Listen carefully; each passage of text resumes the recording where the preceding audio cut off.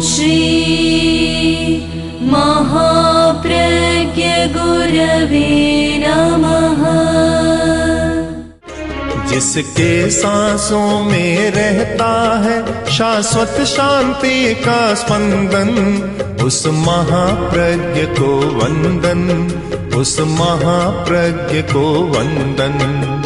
सत्य अहिंसा अनेकांत को अर्पित जिसका तन मन, उस महाप्रज्ञ को वंदन, उस महाप्रज्ञ को वंदन।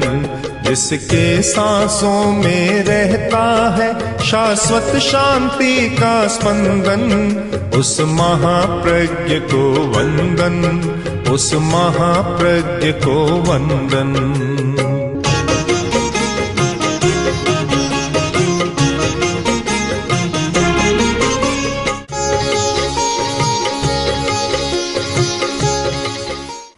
सबसे अच्छा है पहले अपने आप से पूछो, फिर कोई भी आवश्यकता हो तो दूसरे से पूछो। केवल दूसरे से पूछना और दूसरे को सलाह देना, और वह भी बिना मांगे देना, यह हमेशा उलझन पैदा करने वाली बात होती है। अपने आप से पूछो कि मैं कहाँ हूँ। यह प्रश्न अपने आप से पूछना चाहिए। और लोग, बहुत कम लोग ऐसे हैं जो अपने आप से पूछते हैं। यदि दो प्रश्न अपने आप से पूछते रहें कि मैं कौन हूँ और मैं कहाँ हूँ, तो बहुत बातों के उत्तर अपने आप मिल मिल सकते हैं। पर लोग पूछते भी नहीं है। हमेशा प्रश्न दूसरे से ही होता है।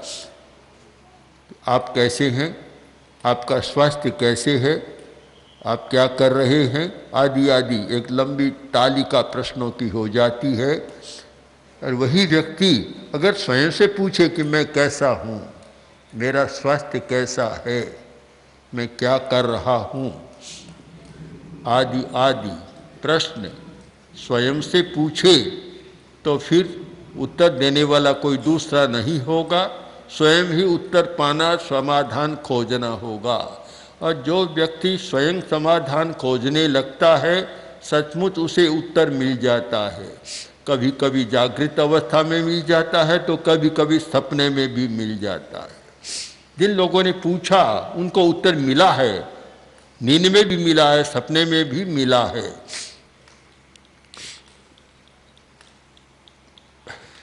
मनुष्य है और सबसे ज़्यादा सोचने वाला, चिंतन करने वाला, समझदार प्राणी है। हमारा जितना प्राणी जगत है, जो हमारे सामने और हमें दिखाई देता है, उन सब में अधिक बुद्धिमान, अधिक विचारशील, चिंतनशील और अधिक समझदार प्राणी है। तो उसे भी चिंतन करना, अपने आप से पूछना है कि मैं क्या सदा मनुष्य रहूँगा। वर्तमान में मनुष्य हूँ, किंतु मृत्यु के बाद मैं क्या रहूँगा, मनुष्य ही रहूँगा या और कुछ होगा। ये प्रश्न अवश्य पूछना चाहिए कि मृत्यु के बाद क्या होगा। जीवन तो सामने जी रहा है। जीवन में पूछे तो ये पूछे कि मेरा जीवन कैसा रहेगा, अंत तक कैसा रहेगा। एक बार मैंने कुछ समणियों से पूछा था, आज तुम छोटी अवस्था में हो, कल्पना करो कि 80 या उससे ऊपर चली जाओ, उस समय तुम कैसी रहोगी। सबसे ये सबको सोचना है कि मैं कैसे रहूँगा। मंत्री मुनि मगनलाल जी स्वामी, वे हमेशा एक दोहे का अंश बोलते थे प्रसंगवश कि कुन जाने इन जीवरा किन विद पड़सी हाड। आज तो अच्छी स्थिति है, पर भविष्य में क्या होगा कौन जानता है कि कहाँ होगा। ऐसी स्थिति बन जाती है, जम्मो कलिंग देशे आगो अंग देश मध्यमी मरणं समुद्र तीरे अज्जो किंग किंग भविष्यई। क्या क्या होगा। एक आदमी यात्रा कर रहा था, यात्रा करते करते समुद्र के तट पर चला गया। वहाँ देखा एक खोपड़ी पड़ी है, खोपड़ी देखा और ठहर गया, एक नई चीज मालूम पड़ी और उसके पैर थम गए और एक विचित्र प्रकार का अनुभव हुआ। कभी कभी इस प्रकार के प्रकंपन आते हैं, आदमी नई दुनिया में चला जाता है। इस प्रकार के प्रकंपन थे। वहाँ पास में गया और उसने खोपड़ी को उठाया, देखा तो उस पर लिखा हुआ था कि जम्मू कलिंग देशे, कलिंग देश में तो मेरा जन्म हुआ। उड़ीसा में, जो कलिंग उसका एक भाग है उड़ीसा का प्राचीन नाम, उड़ीसा में तो जन्म हुआ। और आगवो अंग देश मध्यम में, मैं अंग देश में आ गया, जो बिहार का हिस्सा अंग देश, वहाँ आ गया। मरणं समुद्र तीरे, मृत्यु समुद्र के तट पर हुई। अज्जो किंग किंग भविष्यई, पता नहीं और भी अब क्या क्या होने वाला है। उस आदमी ने खोपड़ी को उठाया और सोचा कि 3 बातें तो हो गई, अब और क्या होने वाला है। जब खोपड़ी रह गई और क्या होने वाला है। एक आश्चर्य के साथ, एक भवितव्यता या नियति के साथ और एक कुतूहल बस उसने खोपड़ी को उठा लिया और अपने झोले में डालकर साथ में ले लिया। एक आकर्षण पैदा हो गया, एक जिज्ञासा पैदा हो गई, प्रश्न पैदा हो गया, अब और क्या होने वाला है।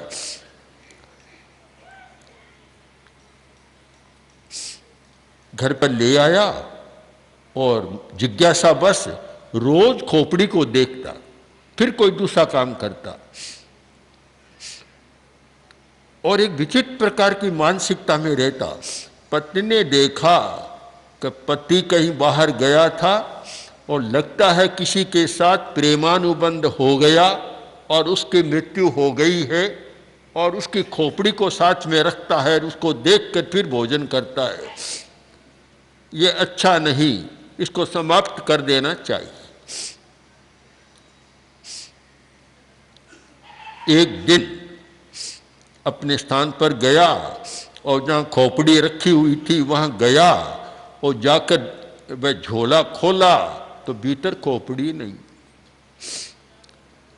अनमनस्क हो गया, अन्य मनस्क हो गया, अनमना हो गया और चिंतन में डूब गया। इधर उधर देखता है, सोच रहा है कि खोपड़ी कहाँ गई। पत्नी ने देख लिया और बोले आओ भोजन करो। कि नहीं, अभी तो मन नहीं कर रहा है भोजन करने का। क्या हुआ कि कुछ भी हुआ बताने का मतलब नहीं है, पर भोजन का मन नहीं हो रहा है, मन उदास हो रहा है, खिन्न हो रहा है।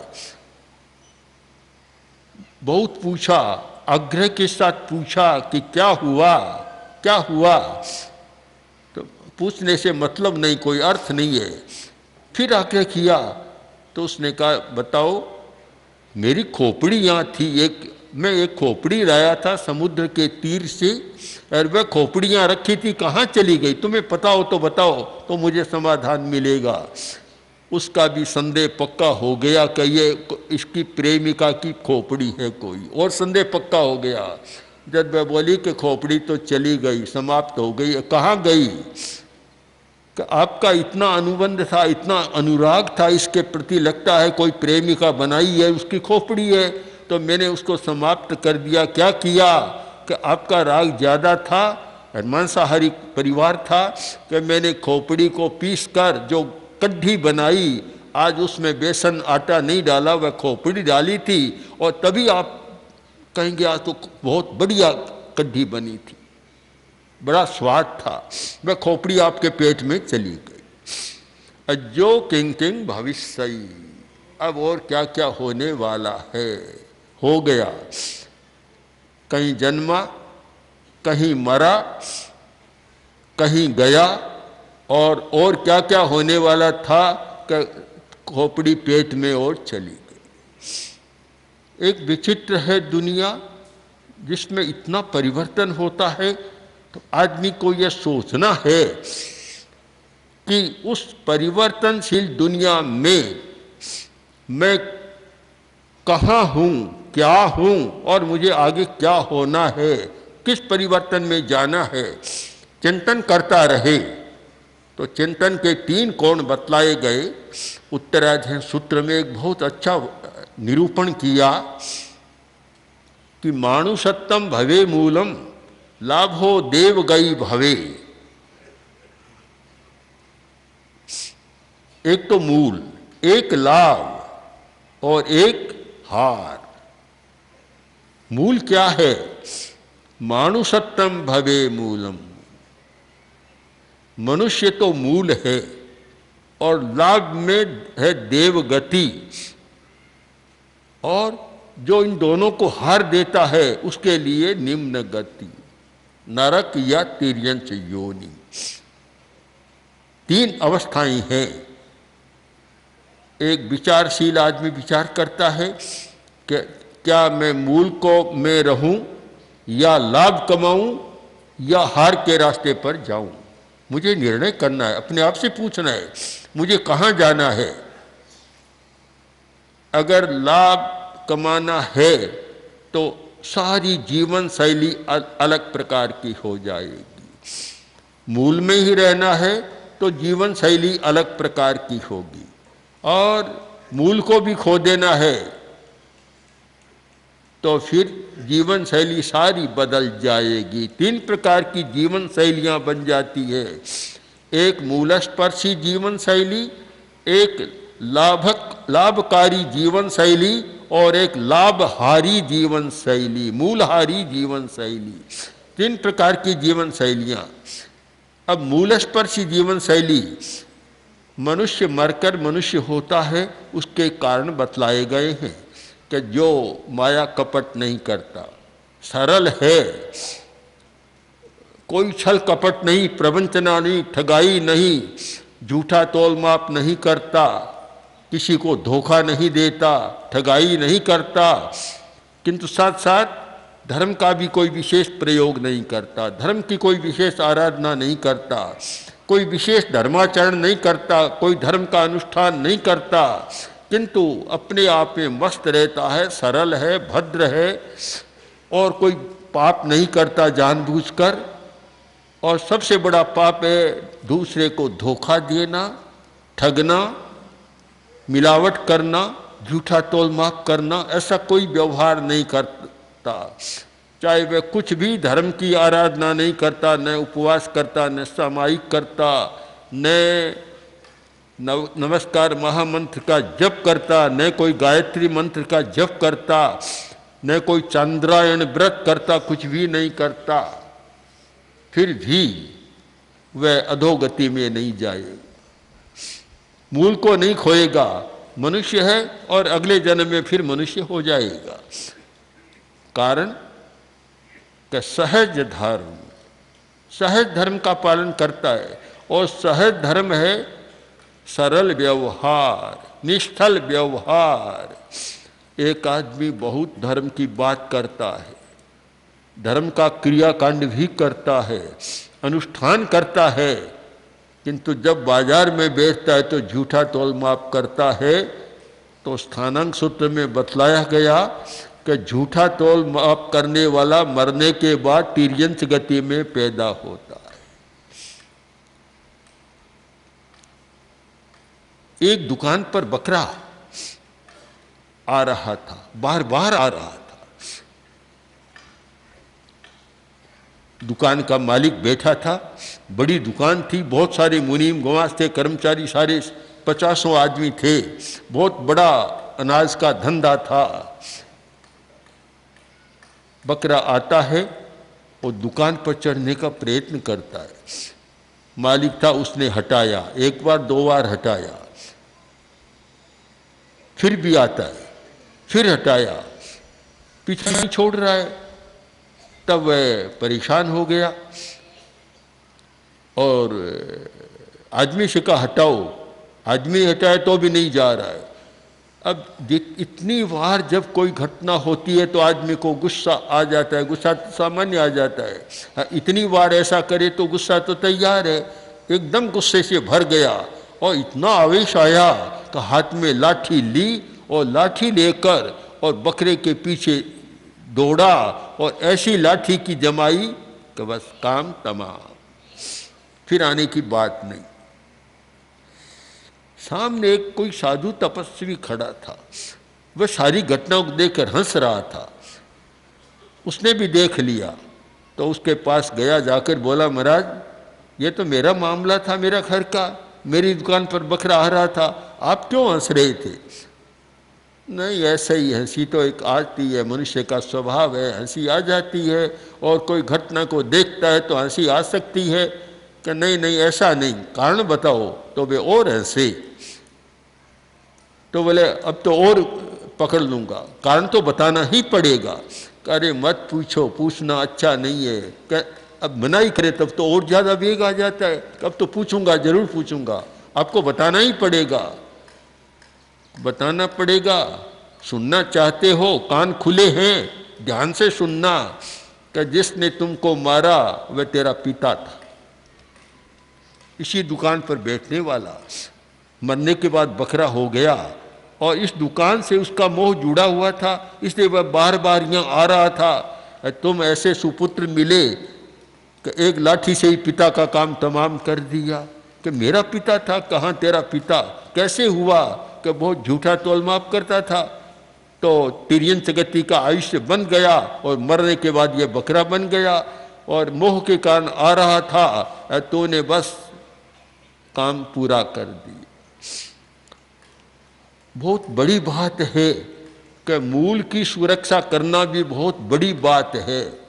कि मूल की एक आचार प्रणाली बन जाएगी, एक जीवन शैली ऐसी बनेगी कि उसकी जीवन शैली, उसका मुख्य अंग होगा कि किसी को धोखा नहीं देना, ठगाई नहीं करना। आदमी दूसरे को ठग कर और बहुत धन कमा लेना चाहता है, कमाता है, सोचता है कि बहुत अच्छा है। कोई भोला आदमी आ जाए, भोला आदमी, तो फिर ठगाई करने का, कमाने का बहुत अच्छा अवसर आता है। कभी कभी भोले आदमी आते हैं और पैदा हो जाती है, ठग लेते हैं, पैदा हो जाती है। तो शाम को कहता है, देखो आज अच्छी पैदा हुई। क्यों?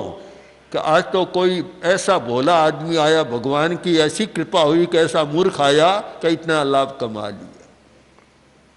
वह ठगाई भी भगवान की कृपा से, धर्म की कृपा से होती है। समझता है कि बहुत अच्छा धर्म किया, मुनि महाराज का दर्शन किया, उपाश्रय में गया, स्थानक में गया और मुनि महाराज की सेवा की, देखो कितना अच्छा हुआ कि आज इतना धन मिल गया। एक धर्म के साथ भी इस प्रकार की विडंबनाएं, गलत धारणाएं जुड़ी हुई है कि गलत काम करेगा उसमें भी धर्म का प्रभाव है। गलत काम करने के लिए कोई सोचे जाए तो भी धर्म का प्रताप, आपका प्रताप था कि मेरा काम फतेह हो गया, झूठा भी सच हो गया। ऐसी गलत धारणाएं बन गई। इस प्रकार ठगाई का चक्र चलता है और इस प्रकार की जीवन शैली होती है। वह कभी मूल की भी सुरक्षा नहीं कर सकता। मरने के बाद दो ही गतियां उसके लिए बचती है, या नरक या तिर्यन। जो आदमी मूल की सुरक्षा करना चाहे और यह सोचे कि मनुष्य बन गया, अब इससे नीचे तो मुझे नहीं जाना है, इतना मैंने विकास कर लिया, अब अधोगति में तो नहीं जाना है, तो उसे अपनी जीवन शैली नए प्रकार की बनानी होगी। और वह जीवन शैली जिसमें नैतिकता का स्थान है, जिसमें प्रामाणिकता है, ईमानदारी है, सच्चाई है और किसी के साथ ठगाई का कोई व्यवहार नहीं है, ऐसी जीवन शैली है। और चाहे कोई धर्म नहीं करता, बड़ी सरलता के साथ जीवन जीता है, तो निश्चित मानो कि वह मरने के बाद कम से कम मनुष्य बना रहेगा, नीचे तो नहीं जाएगा। जो बन गया उससे नीचे नहीं जाएगा। एक वह जीवन शैली जो ठगाई की जीवन शैली है, प्रवंचना छलना की जीवन शैली है, जो मिथ्याचार की जीवन शैली है, सदाचार नहीं है। ये भ्रष्टाचार करने वाले शायद सोचते नहीं कि अभी तो कर रहा हूँ, आगे क्या होगा। और कभी कभी हमें लगता है कि ऐसे मनुष्य बनते हैं, मनुष्य बनकर भी न बोल सकते, न कुछ कर सकते। दया तो आती है, पर हम कर्मशास्त्रीय दृष्टि से विचार करें कि अभी तो दया का पात्र है, पर इसने भी क्या क्या किया है उसका लेखा जोखा तो ले। इसने पहले क्या क्या आचरण किया है, इस पर विचार करें और निश्चित माने कि प्रतिफल कर्म का होता है, जैसा कर्म किया उसका फल होता है। लड़का जन्मा, बीमारी को साथ लेकर जन्मा। अब तब तो दया आती है, बेचारा छोटा बच्चा है और कितनी बीमारी भोग रहा है। पिता ने इलाज कराया और बहुत अच्छा इलाज कराया, और उस पुराने ज़माने में बहुत रुपया खर्च किया। 4-5 बरस का लड़का हो गया। एक दिन पिता बैठा है, लड़का सो रहा है और लड़का हंस रहा है। तो पिता ने पूछा, आज तू हंस क्यों रहा है, क्यों हंस रहा है? क्या नहीं ऐसे ही पिताजी, हंसी आ गई। क्या नहीं नहीं, लगता है कोई सोद्देश्य हंस रहा है, कोई प्रयोजन के साथ हंस रहा है। क्या प्रयोजन इतना ही है पिताजी, आपने पिछले जन्म में मेरे 50,000 रुपये लिए थे, वे बाकी थे। मैं आपके घर आया, वैसे तो आप दे नहीं सके, आप जल्दी मर गए, शेष रह गया मेरा, आपके सिर पर कर्ज रह गया, और मैं आपके घर में जन्मा और बीमारी को लेकर जन्मा, और अब 50,000 रुपये हिसाब कर लो, आज पूरे हो रहे हैं, मेरा काम हो गया, अब मैं जा रहा हूँ, कहते कहते आंख मूंद ली। हम केवल वर्तमान के आधार पर सारा निर्णय न करें, हम अतीत को भी देखें, भविष्य को भी देखें, पीछे क्या था, वर्तमान में क्या हूँ, आगे क्या होना है। तीनों कालों की समीक्षा कर एक धार्मिक आदमी अगर अपनी जीवन शैली का निर्माण करे तब तो कुछ अच्छा होता है। और केवल वर्तमान को देखता है कि बस खूब जो भी करता हूँ अच्छा हो रहा है, लाभ हो रहा है, ये हो रहा है, यह नहीं देखता कि आगे क्या होने वाला है। तो जो केवल वर्तमान को देखकर ही करता है, जीवन शैली नीचे जाने वाली होती है। तो एक तो वह जीवन शैली जो मूल की सुरक्षा करने वाली है, और एक वह जीवन शैली जो लाभ की जीवन शैली है।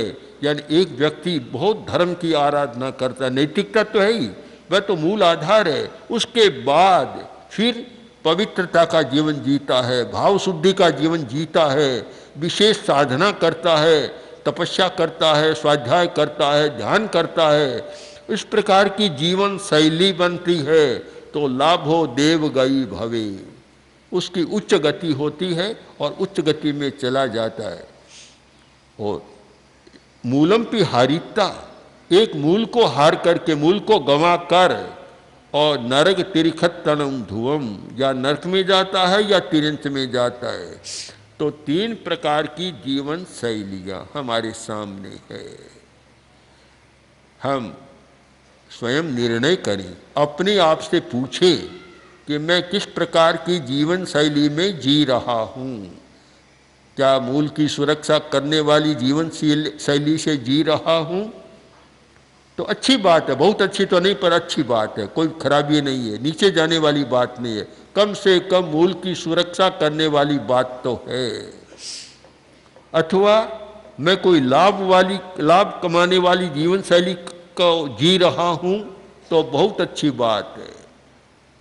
विशेष प्रयोग करता है, साधना का विशेष प्रयोग, अध्यात्म का विशेष प्रयोग, पवित्र भावना, कभी नकारात्मक भाव में नहीं जीता, हमेशा सकारात्मक दृष्टिकोण, सकारात्मक भाव और सम्यक दर्शन के साथ अनेकांत की शैली का प्रयोग करता हुआ जीता है, तो वह लाभ कमाने वाली जीवन शैली है। और तीसरी जीवन शैली यह मूल को खोने वाली जीवन शैली है।